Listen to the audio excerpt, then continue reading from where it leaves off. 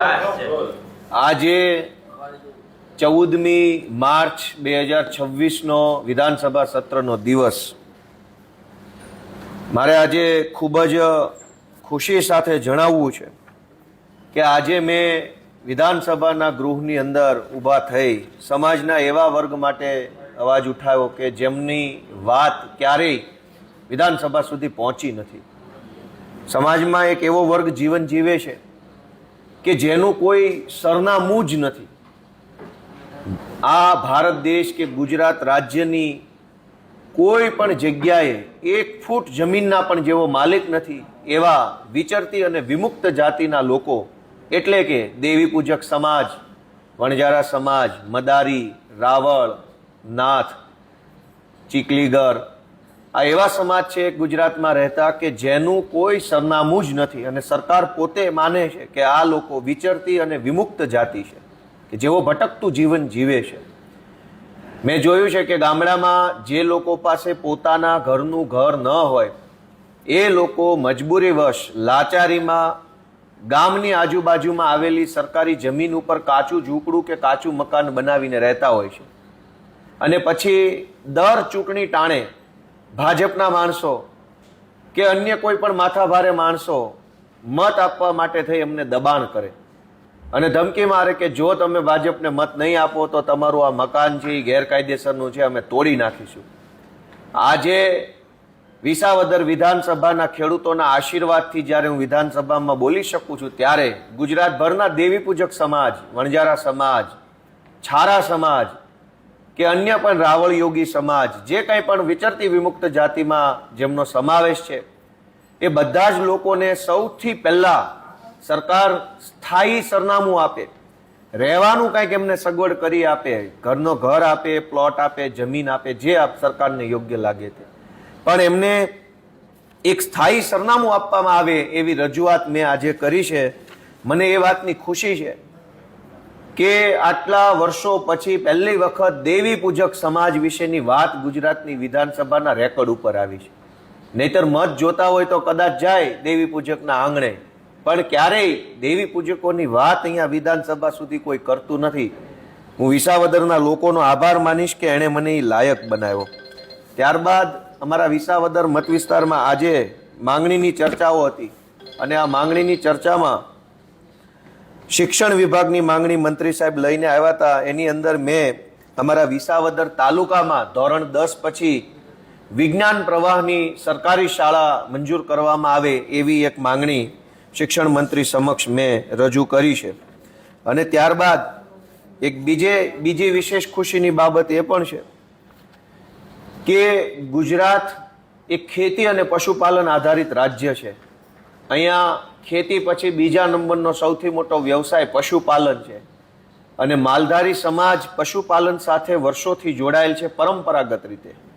આજે તારાંકિત પ્રશ્ન 107થી ગુજરાતના મંત્રીશ્રીને મેં પૂછેલું કે માલધારી સમાજને વાડા ગામતળમાં કે સીમતળની અંદર વાડા આપવા બાબતે સરકારની શું વ્યવસ્થા યોજના છે એ બાબતનો મારો પ્રશ્ન હતો.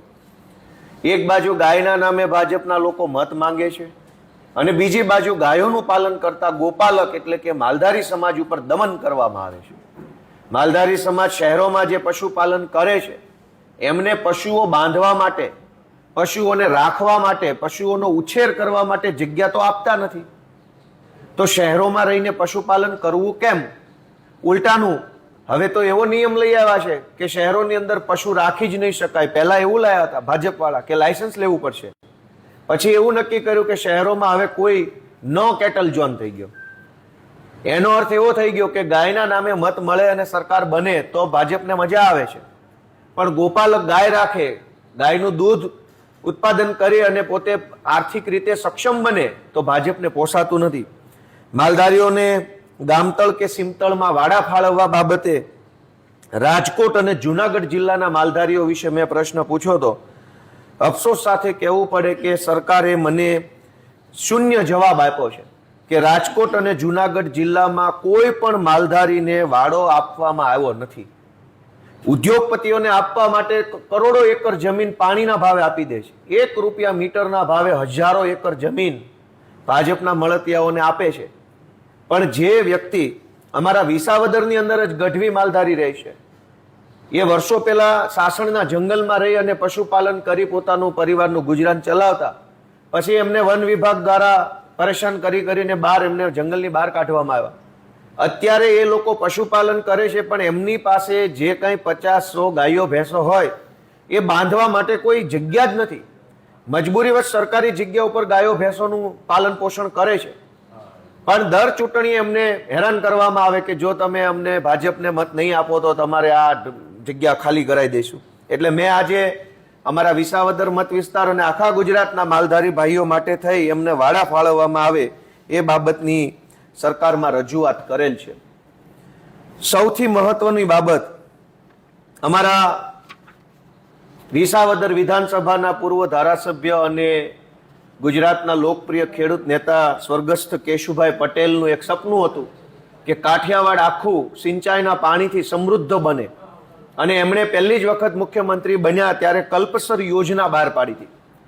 દુર્ભાગ્ય એ છે કે કલ્પસર જેવી સારી યોજના બહાર પાડનાર કેશુભાઈ પટેલની સરકાર ષડયંત્ર, કાવતરા અને દગો કરી અને ભાજપવાળાએ છીનવી લીધી, અને જ્યારથી કેશુબાપાની સરકાર ગઈ ત્યારથી આ કલ્પસર યોજના પણ લોચે પડી ગઈ છે. આજે 26 નંબરનો મારો તારાંકિત પ્રશ્ન હતો, સમયના અભાવે એની વિસ્તૃત ચર્ચા નથી થઈ ગૃહની અંદર, પરંતુ કલ્પસર યોજનામાં છેલ્લા 2 વર્ષમાં કેટલી ગ્રાન્ટ ફાળવવામાં આવી? તો સરકારે મને જવાબ આપ્યો છે 400 લાખ રૂપિયાની ગ્રાન્ટ ફાળવી. જે કલ્પસર યોજના બની જ નથી, હજુ તો કંઈ એમાં એની ઈંટે લાગી નથી, એક તગારું રેતી પણ ગઈ નથી.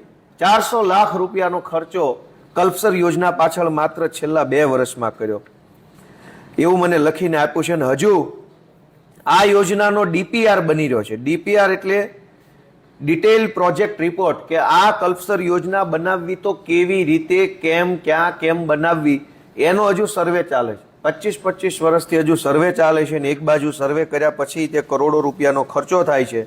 એટલે કુલ મળીને એવું લાગે છે કે બોલવામાં શુરા અને કામ કરવામાં શૂન્ય એવી આ ભાજપની સરકાર રોજે રોજ વિધાનસભાના માધ્યમથી પોતાની નિષ્ફળતાઓના આંકડાઓ આ તારાંકિત પ્રશ્નના માધ્યમથી અમારા સુધી પહોંચી રહ્યા છે. ભાજપના માણસોને એક વિનંતી કરીએ છીએ કે થોડોક સમય બચ્યો છે, થાય એટલું કામ કરી લો, નહીંતર જનતા જાગૃત થઈ ચૂકી છે.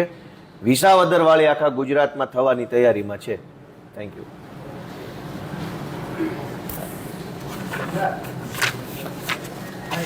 રેડી?